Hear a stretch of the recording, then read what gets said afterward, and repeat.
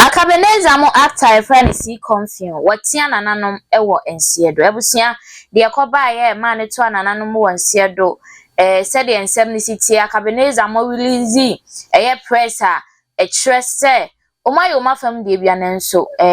fofie antwata ebusia ha Greater One TV message so be me subscriber team ne so amaye wa like wa comment na afi wa share na onua bi enya bi ahwe.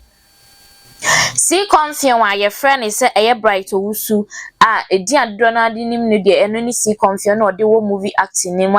ode acting na abusia yen nyina ebe ka ye mre bi atwam see confuse yare bi emu odin ema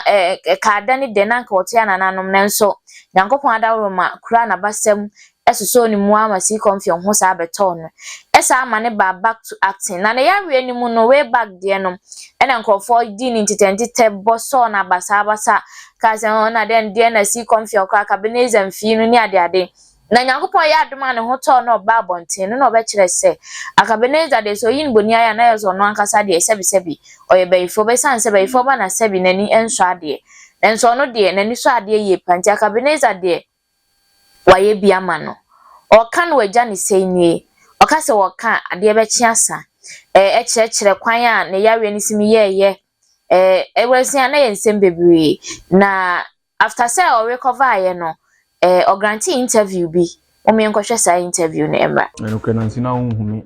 almost 3 months now and I'm plan say 3 months more yeah me yare kakra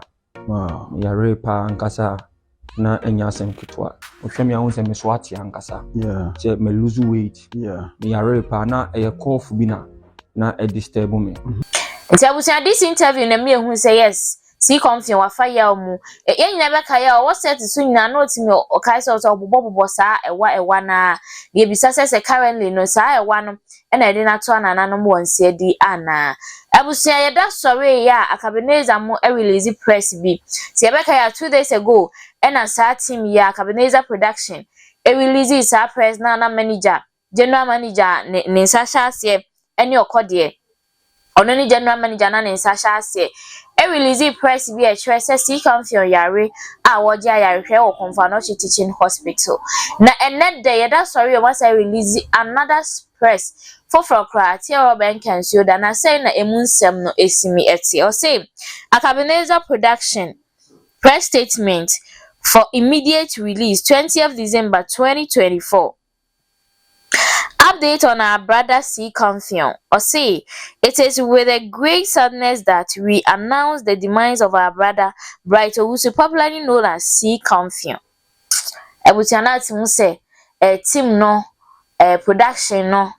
ewa rehum san say omu release press in na say enye wo mu atimu say ade na hye wo mu enipa a woni ne te enipa a woni ne da sorry enipa a woni ne ye adwuma na ade be che na odoma koma ba am wo na paka ya be fa ne kwa eya na arehu ye pam. Also, we tried our possible best to do what we can do to save his life, but unfortunately he left us.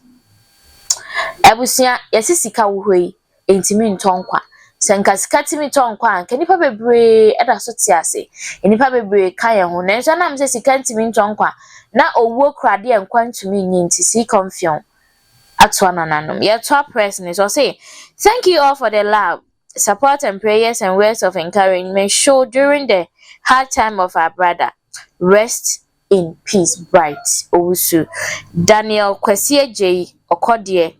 popularly known as Okodie, the general manager, and an Sasha press release. Yabusia, like I say, and Kaiba free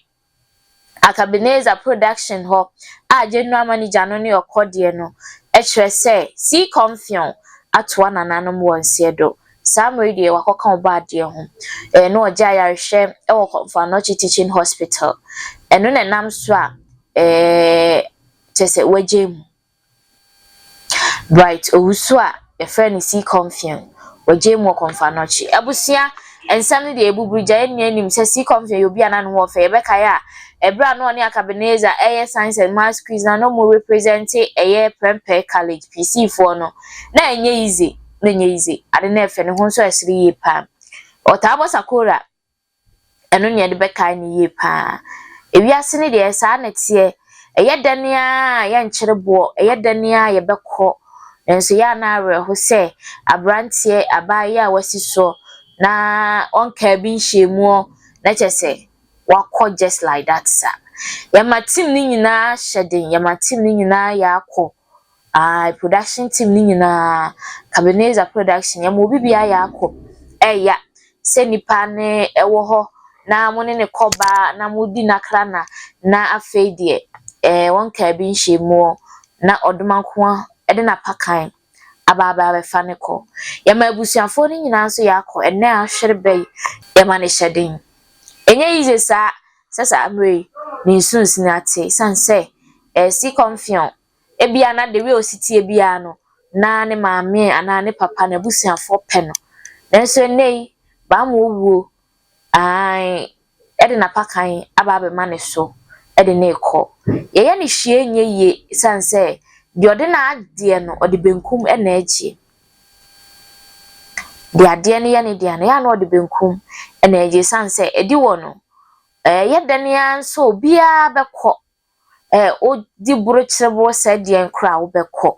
enti na wiase se na wo ne si confion wa asem se bia na wuro na o play no ka wo nko na nke de amawa okọ enti fa bobo okọ enti fa newe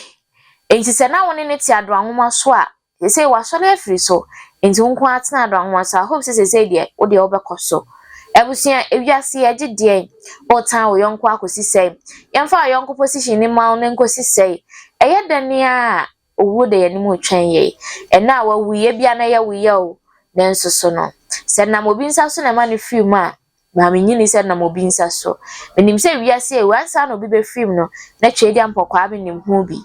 so ma kwan ya there is no way se nko be film kasi confion ni time on son ya nke bia nka time odi kan yare ye nan kokko nenso ebre no na aso no eya ne nipa de yenti Nyankopon ase nenso Nyankopon de